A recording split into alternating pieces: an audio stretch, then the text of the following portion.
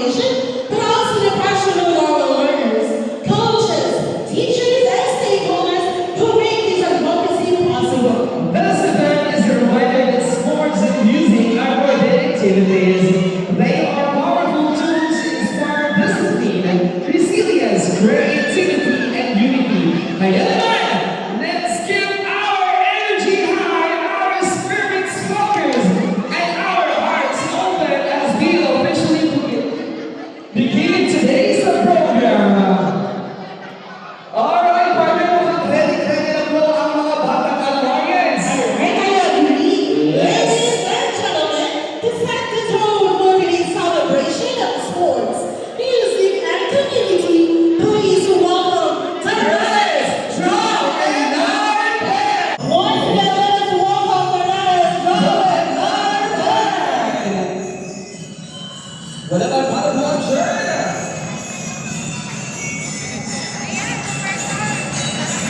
And of course, that is all of girls.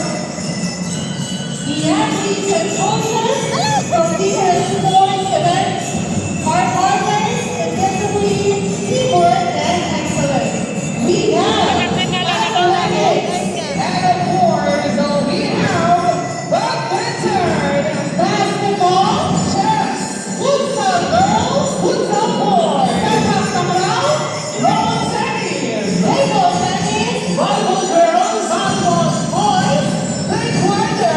and ladies. Yes, grabe yan ang sports na meron ang Rosario Amayo Elementary School. Grabe, partner, ang daming energy.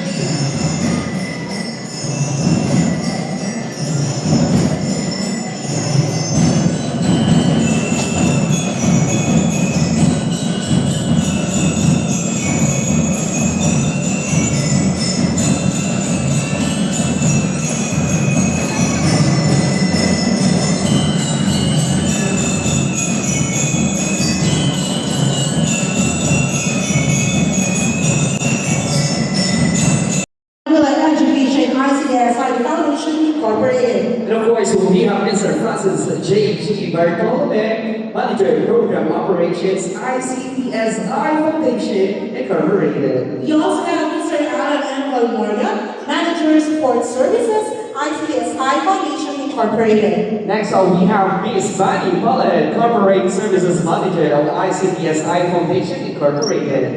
From SDO Manila Officials, let us all welcome Marisa R. Lemena, Cesar Assistant Schools Division Superintendent. And of course, we have our Public Schools District Supervisor, Mr. Jeffrey R. Darumba. And our very own school head, Mrs. Belito V. Tradition. Good morning, everyone, and once again, may we welcome our honorable Yorme Memorisco Moreno. Alright, once again, pagkakuha natin ang ating pinakamamahal na Yorme. Grabe, partner. This is one of the most awaited part of our event, partner, no? Yung magkaroon tayo ng ganitong mga equipment. Exactly. Naku, nakaka-excite. Yorme, if you can still remember Mama Seste, I was her student also. And that time po, if I might recall, sepak takraw lang po ang meron noon. But you know what? Grabe ang pag-elevate ng sports ng Almada ngayon. Look at that. With all the equipment that we have right now, talagang elevate ang level up to the maximum level ang sports ng Almada. Of course, with the help of the ICTSI Foundation Incorporated. Pero bakit nasabi mo, partner, no? Iisa lang yung sports noon, which is sepak takraw. Yes. Pero look at now, feeling ko mas madadagdagan pa to, partner, sa tulong ng ICTSI Foundation. Malay natin, pagawan ulit ng swimming pool. Sabi mo, meron ka archery. Mag-agree ba kami archery? Yes, di ba? Mag-volleyball, why not? Siyempre, alam mo ba, partner, siyempre, ang Division of City Schools Manila, number 1. Yes, ang nag-rank 1 sa katatapos ka ng pangalawang NCR. And of course, syempre, ipinagmamalagiging ng Rosario Amario Elementary School na ang Almarians ang Center of Excellence ng District 1. And if I may share, na-share ko ito kay Ma'am Melinda last time Dahil tayo po ay ang school natin ang nag-host sa gymnastics Yes. and taekwondo. So nakakatapos lang na palarong NCR. One of the students or competitor from other cities, Yes. nagsabi, I overheard partner, nagsabi sa nanay niya, Yorme, nagsabi, Mom, is this a private school? And if I may mention, that's from Pasig. Tapos, sabi ko, nag-backing ako, and I said, no, it's not. It's a public school. And they were in awe na ganito kaganda ang public school sa Manila. Yes, partner, grabe. As in a world-class school, di ba? Kaya natin magpag-compete ng I was world-class. agree. Yes. Alright, to continue, may we invite everyone to please rise for the singing the national anthem and the awit ng Maynila to be led by Mrs. Lizelle T. Duerme, puppet teacher, and to be followed by Mr. Brian E. Pura, also a Latin teacher, to lead us in prayer. May I request everyone to please rise. Once again, we will request everyone to please stand. Everyone.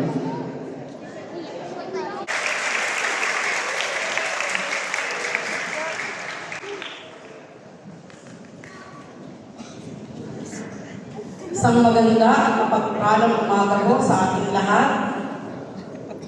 Please bear with me, medyo umana po yung aking pagkapanati ko. Nakalimutan ko ako pala yung principal ng Rosario Almario.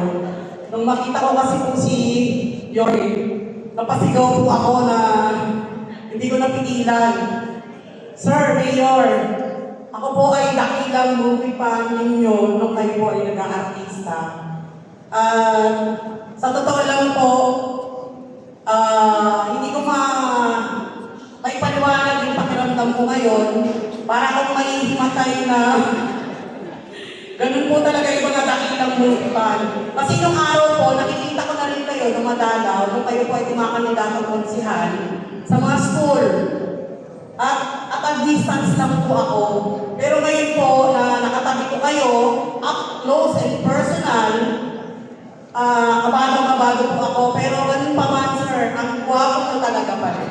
O, diba mga... Oo. So again, our pride. Pride po ng Almario Elementary School. Our dear Mayor, Isko Moreno Dumagoso. And to my FPO family, our Assistant Schools Division Superintendent, Dr. Narisa Lueda, with our PSPS, Dr. Chomino Rumbaba, our friends from ICTSI, our partner, headed by Ma'am Pilipina Laurena, Executive Director, ICTSI Foundation, Sir Nicky Llorente, ang aming masipag at masigasig na Program Head, Manila Education, ICTSI Foundation, Sir Francis Bartolome, Program Operations Manager ng ICTSI, Sir Alan Balmoria, Admin and Finance Manager ng ICTSI also, and Ma'am Bani Palad, Corporate ng mga sports and musical gear and equipments na FYI lang po, nagkakahalaga ng 2 million pesos. Oh, wala bang palagpagdaan para sa mga kaibigan namin. Malaki ang puso ng ICTSI.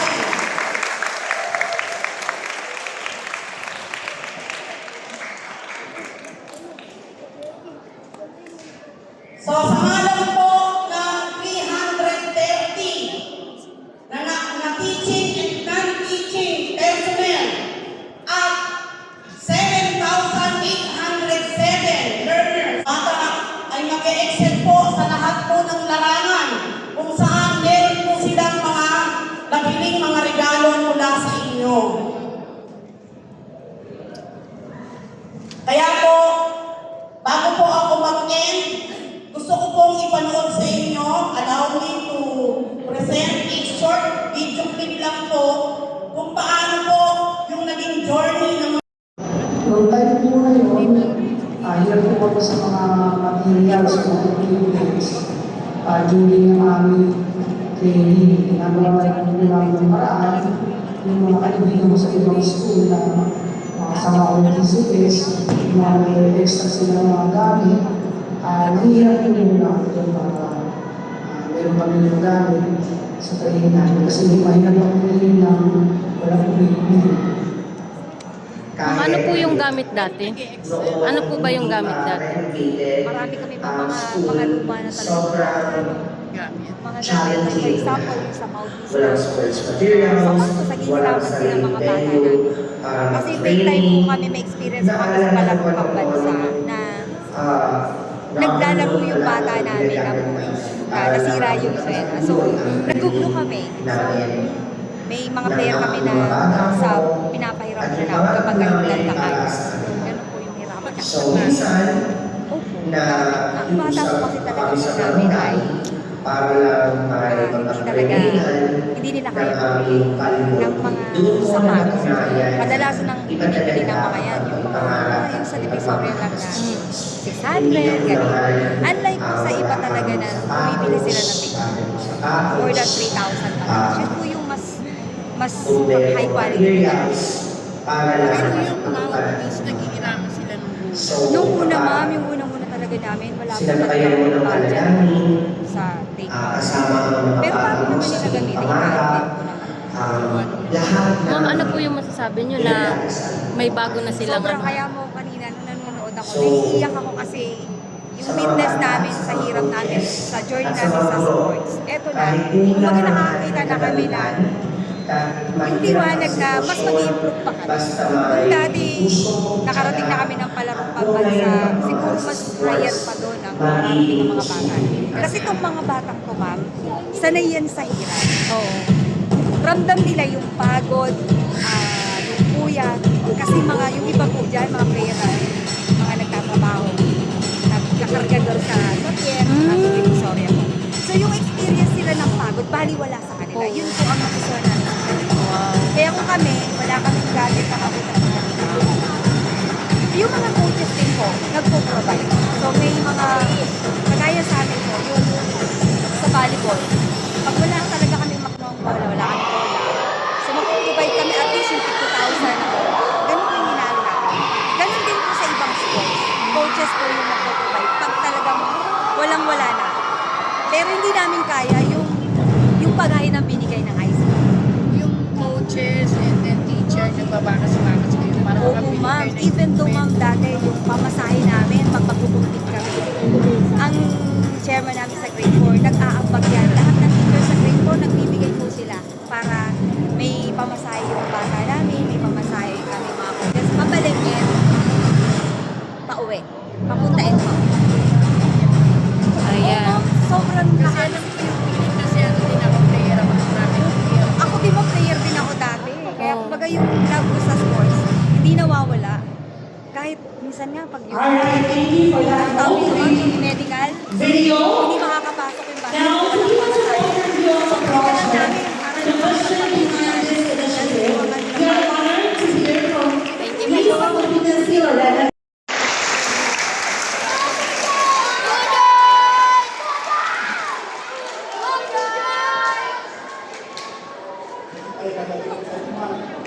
Pagdating nyo lang iba yung cellphone nyo. Kukunin namin. Okay.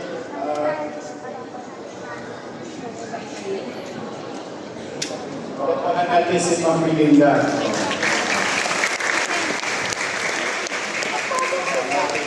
Principal, Ma'am Melinda Delicio. Our Executive Director, Ms. Lorena. Ng ICTSI Foundation. Mr. Bartolome, Program Operation. Pani Palad, ICTSI Foundation. The ICTSI family or IF. Good morning. And thank you very much. To our Destino family, today being represented by our Assistant Superintendent, Ma'am Lumeda, at ang kanyang mga kasamahan sa SDO, to the parents, teachers, athlete, and of course yung mga barangay chairman natin na nandito na iba-ibang barangay ito. Ano pa nang nandito sa Pilastis? Wala ko pa yan. But the parents also na nandito. Good morning! Well, una talaga sa lahat. Ayan, like nowadays. It's a very good thing that even yesterday, as an update to the citizens of Manila, we were told yesterday by the President through the Executive Secretary Ralph Recto to come up with a whole nation approach confronting the economic situation ng ating bansa due to uncertainty in the Middle East. And measures are being put into their places and so on and so forth. At masaya ako dahil siyempre yung makikipagtulungan ng lokal at nasyonal ay nagdudulot ng kabutihan sa kanyang nasasakupan. Immaterial of politics. Di ba na hindi magkakakulay? As long as we get into position, we must work hand in hand and to protect the interests of our people. Now, having said that, with the same analogy, wherein private sectors doing business in the city of Manila, helping the city government and its people. Kaya nakakatuwa na ang ICTSI sa lahat ng panahon lagi natin kasama. Sa aberya, o ngayon, sa sports and extracurricular activities for our kids, particularly yung kanilang mga talento, may pakikita nila. At one way or another, we will continue to lead the region. In the recent Palarong NCR, top-notcher ang Maynila.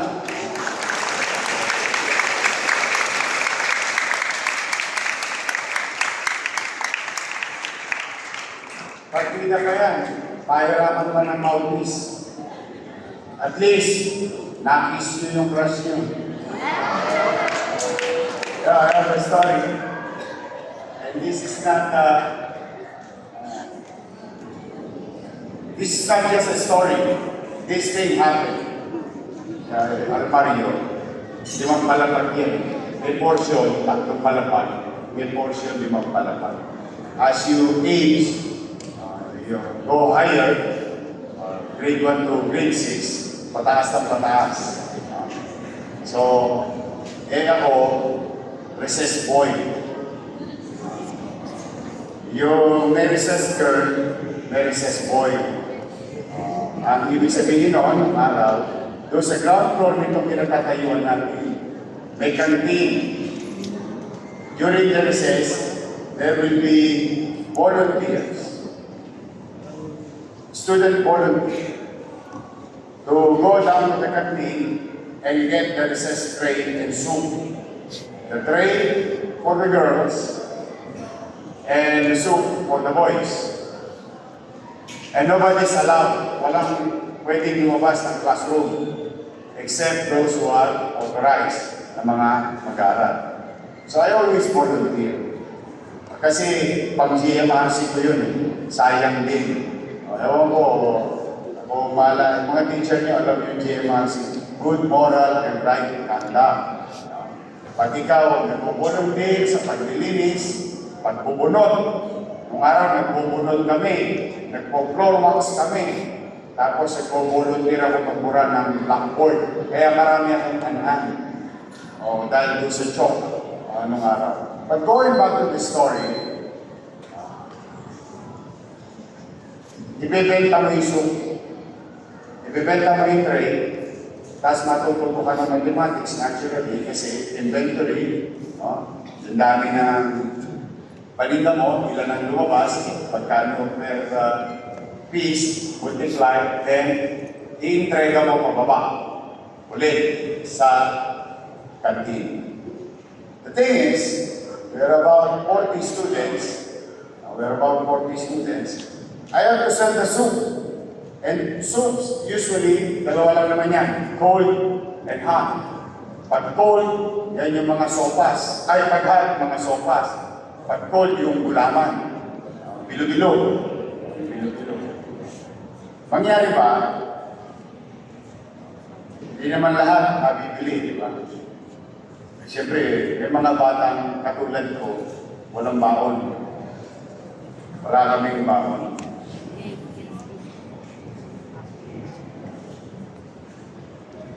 Kaya lang, remember yung kwento ko, walang pwedeng lumabas. So, pagsisoli na namin sa kantin, yung mga ataps, hindi naman nauubos yung soup eh. May natitira doon sa aluminum, yung aluminum katasa. May natitira doon. Di ba wala namang tao? Wala namang tao sa hagdanan. Pipilor ako, bababa. So what I did is, yung pinag-inuman ng mga klase ko, sinasaling ko sa isang tasa. Makakabuo ko ng isa. But nobody seeing it, except yung partner kong estudyante na babae. Kasi sabay kami pa. So, ininom ko yun kasi wala akong bago. Si Miss Villaluz, naalala ko noon, binibigyan pa ako ng piso nung araw. Kasi ang panitaw, 50 centavos. Yung soup, 50 centavos. Yung panitaw ng araw, malaki. So, talagang bonda na naman. But most of the time, wala ako. So, bakit kayo nag-kwento? Kasi nagmamouthpiece kayo, di ba? Sharing of mouthpiece. Para kayong may nakaraan nung napalitan ng mouthpiece. Pero ako, lahat ng kaklase ko, na-piece ko na. Nang hindi nila alam. Life is hard. That's the truth. But, as you persevere, mangyari ba, magpupursige ka lang, mga bata kayo, lalo na. Huwag nyo hahanapin ang isang bagay na wala sa inyo. You have to appreciate what you have already. So anything about that is blessing.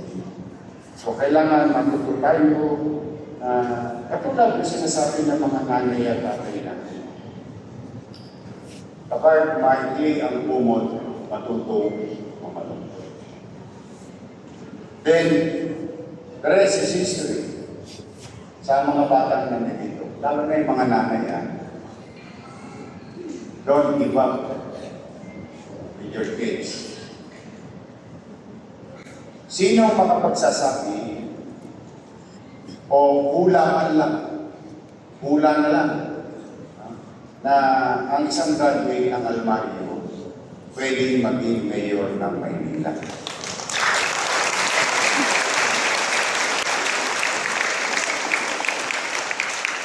Kaya mga bata, you have to be appreciative of whatever you have. More so today will be jubilation. Ito ang pinakamasayang araw ng Almario. Paldo!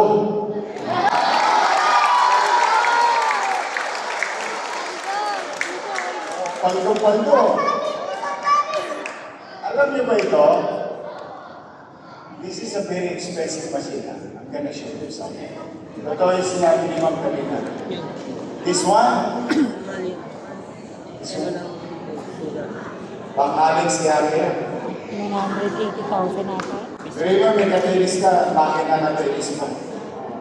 Yeah, totoo yun ha. So ngayon, we cannot compete with Lasal. Kasi dalawa lang tayo meron niya sa buong Maynila. Wow. Almario lang at Lasal. Wow.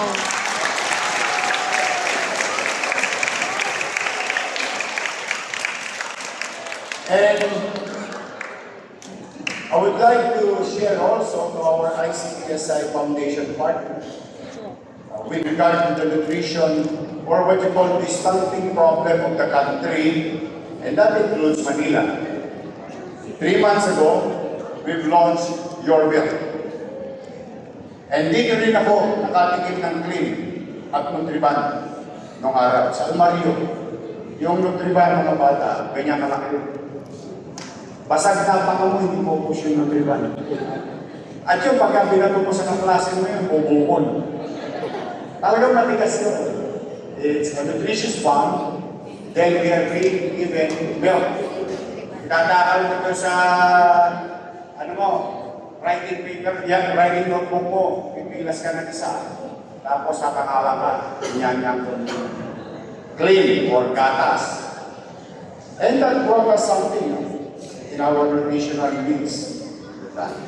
But 3 months ago, I've been hearing a lot of data, seeing a lot of data that there is something in the country. And to confirm it, I directed the NHT to sample, or what you call sampling data. And it's true. So that's why your city government brought back a milk supplemental program, or napangalan Your Milk. And this is for daycare center. 21,000 every other day for the last almost 3 months now. At yung mga bata ngayon, pag nakita nyo yung mga mukha, you should see how it brought nutrition to their body. Fresh milk. We bought from the farmer. Ito yan ha, alam nyo, yung programa na yan sa totoo lang. Pag may nagsiyasat niyan, bibigyan ng gold medal ng ang MDSW at UMix. Farmer, kulang ng customer.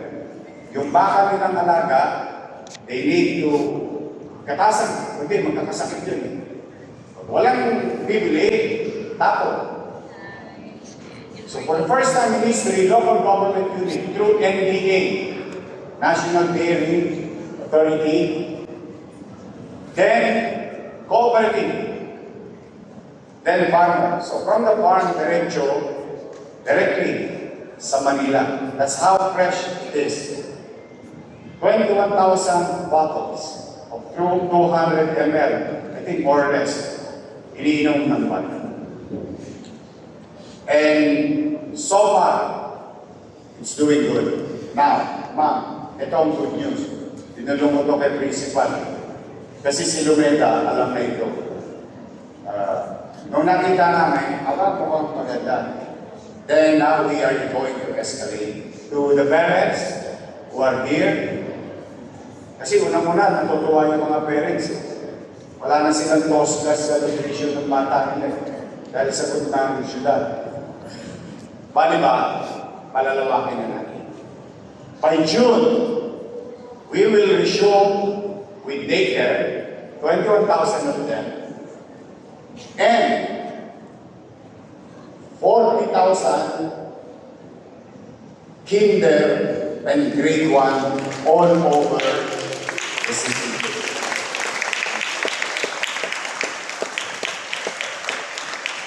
We will reinforce the nutritional needs and health of our kids.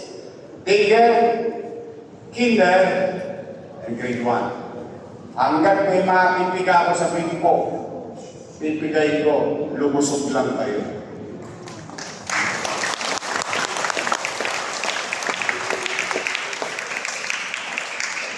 Kaya, mga bata, no? Wala na kayong gagawin, hindi mag-aaral na lang. At mag-practice. Dahil sa ICTSI, ang sarap mag-practice niya, no? Ayan, ang gaganda po ng mga gamit nila sa sports. Binigay po ng And I sponsor would like ng to inform you, ICDSI. my wife is an athlete. Yun. Taekwondo. Their family started Taekwondo in the country, or the Las Piñas Gym, where Mr. Hong from South Korea, who is now still the head of the Taekwondo and consultant of the government. And Lolo Dad, Lolo ni Mrs., punta pa gym, or just ni Mrs. Jimmy, the uncle, started competing. Then, pamangkin, Arnold, national team, Ate Irene, who is in America, who is the biggest, one of the biggest Taekwondo gym in California, or what we call Excel Taekwondo. You can Google it in California, Woodland Hills. Then Eva, who is in America, teaching also for the US Open, Olympian natin, first Taekwondo Demo Olympics. Then my wife, also a national team. Kaya ako, I'm afraid of my wife.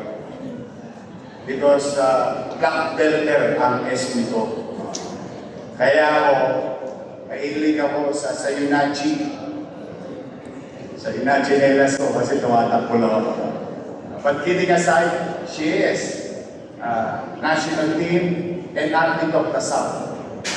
Lahat sila actually, lahat sila scholar because of being an athlete. Lahat sila Taekwondo. And a lot of athletes, naging matagumpay sa kanilang karera and profession. And Manila is producing top-notch athlete. Very competitive. There was a boy in Paraiso ng Batang Maynila. Doon siya nag-training. Kaya kalahin mo naging gold medalist. So maraming bata. Sabi ko nga nung araw, noong dekada 80, bakit kaya ang PSC hindi maganap ng diver dito sa Tondo? Sinong araw, pag dumadating ng Negros Navigation, Sweet Lines, Sulpicio, Gotong, yung WGNA, ewan ko, maalala ko ng mga teacher yun, Doña Paz. Pag dumarating niya yan sa pier, lalo na yung passenger boat, no? Katulad ng Sulpicio at William. Kahit kami umakyat sa kamyo. Tapos kukunin namin yung mga bote ng Pepsi, Mirinda, 7-Up, araw. Tapos ibabato namin sa dagat. Yung partner namin sa dagat, hindi naman lulubog kagad yung bote. Kukunin yun, tapos ibabato sa pantalang. May sasalo naman doon. Tapos makakaisang sako kami ng bote. Ang problema, hindi masyadong pinapayagan yun ng mga tripulante or crew. Misa pinapahapon kami sa aso. So, where do you go? You jump. Nung araw meron palabas, fireman. Red 1, green 2, yellow 3. Kumatakot kami sa apat. Dumatay kami. At magagaling lumere yung mga kababata ko. Sabi ko, bakit dito maghanap ng athlete sa diving? Kasi magagaling yung mga bata dito sa atin. So, I'm telling you these stories, mga bata, na sometimes if you hear these stories, parang impossible that this happened to a person, or a group of individuals. Kaya nung naging konsyal ako, meron akong ginawang, what do you call this? para bang sentence o pangungusap. Sabi ko, tundo, kuwit, pandayan ng husay at talino. So that statement to inspire others. We were inspired by Andres Bonifacio. A lot of heroes, our mga ninuno, Raha Matanda, Matandula, Raha Bago, and so on. So, you kids today, I'm excited for you. I'm excited for you because not everyone will have this. But Almario has it because of ICTSI. So our private partners, rest assured that every single cent that you extended to our institution will be utilized fully and taken care of. At magbubuti kami. At sana po, lagi kayong mabasa ng ulan para dumami pa sila. Maraming salamat sa tulong ninyo.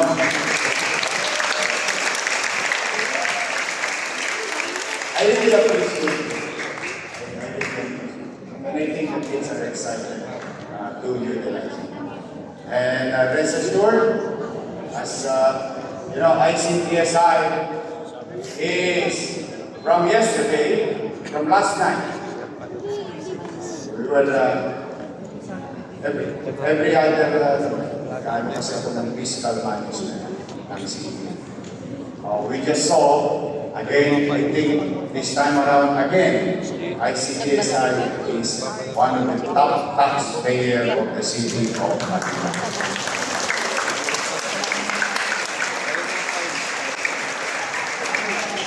Kaya nalapitan ko na ICTSI sa buhay natin sa Luzon, lalong-lalo na dito sa akin. So muli po, on behalf of the parents, the athletes and students, the institution, and on behalf of the people of Manila, maraming salamat po.